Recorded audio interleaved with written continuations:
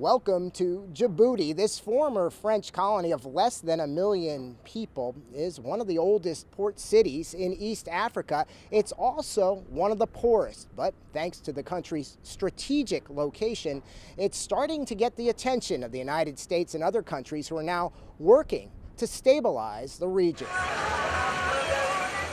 Djibouti is a land of contradictions. Here you will find sorrow and joy, modern technology and ancient culture, all in a tiny East African nation that happens to sit in a very dangerous part of the world. So dangerous that the U.S. has a base here, Camp Lemonnier, home to more than 4,000 U.S. troops.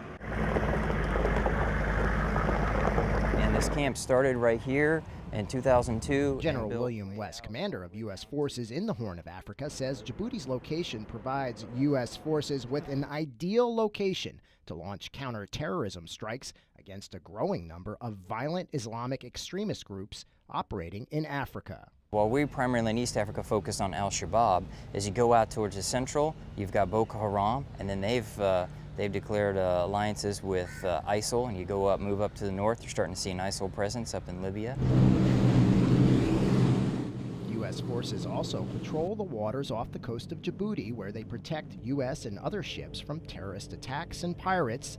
These patrols are crucial to U.S. security since the port of Djibouti serves as the gateway to the Suez Canal, one of the busiest shipping lanes in the world. A lot of shipping commerce goes through there for the world, so there's many nations that have interest in keeping that open. And it's not just the United States here. The European Union has a force and presence here, and they're also trying to make sure they keep the straits and the commerce open. Poverty is still a major issue here in Djibouti. A quarter of the population here still lives on less than $2 a day.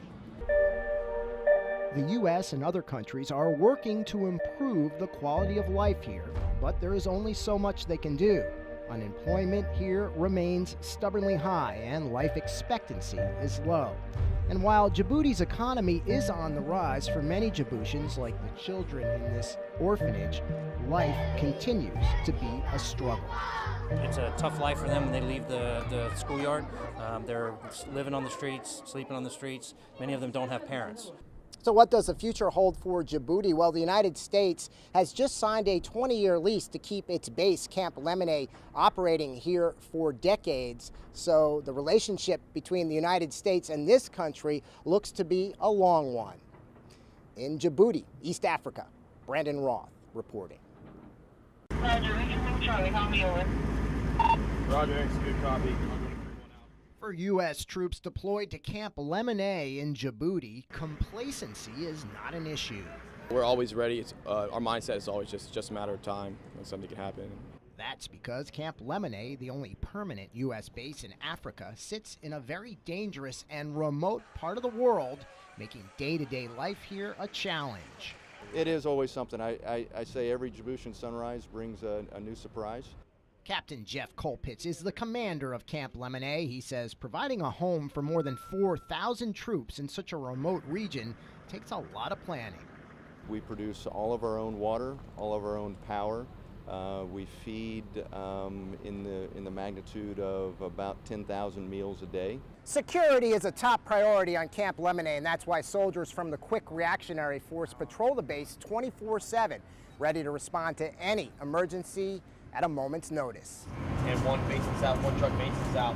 For Sergeant James Goff, that means making sure the men in his squad have the information and equipment they need before every patrol.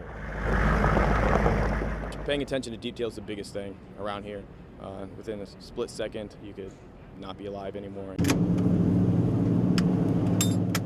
It's the same story in the nearby port of Djibouti, where the U.S. Navy patrols the waters off the coast each day, protecting ships on their way to the Suez Canal from terrorist attacks and pirates.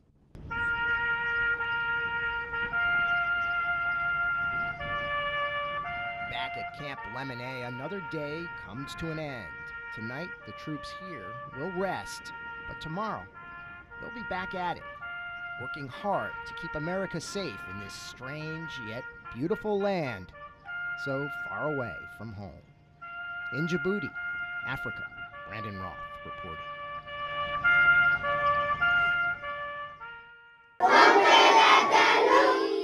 For many of the children living at this Djiboutian orphanage, life is a constant struggle. I want to help them. It make a difference. Saeda Momin sold everything she owned in Canada to come back to Djibouti and open an orphanage in one of the poorest parts of the country. When I started those kids, they didn't have a life. Life for them, it was the life on the street, like doing bad things all the time because no love, nothing. There's plenty of love here now thanks to the efforts of U.S. troops from nearby Camp Lemonnier who stepped in to help when they heard about the children being cared for here. This is the one kind of haven for them of, again, safety, where they're getting food, where they're getting love, and they're happy.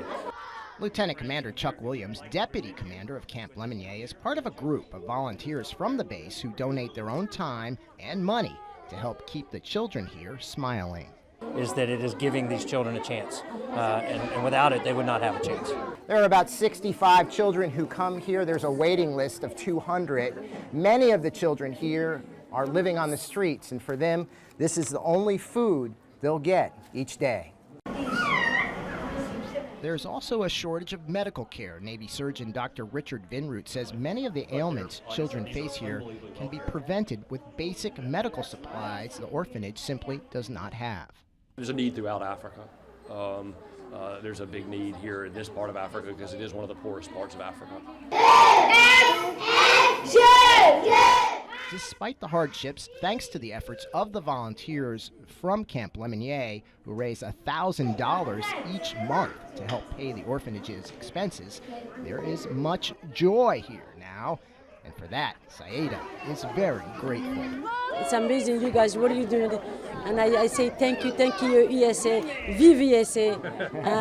It's amazing. The Djiboutian children here still face many challenges, but somehow, in one of the poorest places on earth, they have found love.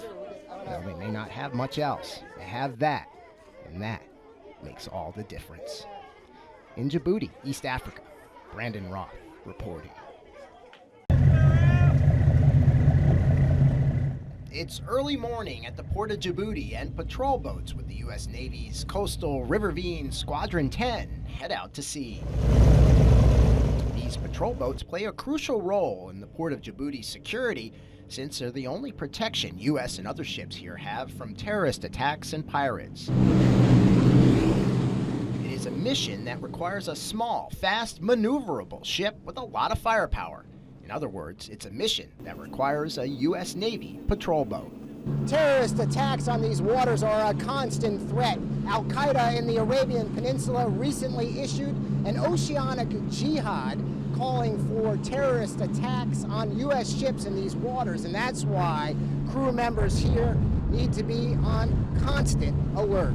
We are the most uniquely qualified to carry out this mission. Coastal Riverine Squadron Commander John Gillen says protecting ships in the port of Djibouti is critical since the port sits on the entranceway to the Suez Canal. Our presence here lends a level of security to this port that allows other folks to come here as well. It's a vital port for us as we continue to operate in the Middle East, operate in Africa, and points beyond. The Navy started using harbor defense units to protect U.S. ships in foreign ports after the terrorist bombing of the USS Cole in 2000 that killed 17 American sailors in the waters off the coast of Yemen. The attack on the USS Cole occurred less than 10 miles from the port of Djibouti, a fact crew members on today's mission are very aware of. Can't think of anything more noble than come over here and trying to prevent a similar situation than what happened to the Cole. It is a feeling shared by all the crew members here as they sail the seas, looking for ships to guide safely into port. In the port of Djibouti, Africa, Brandon Roth reporting.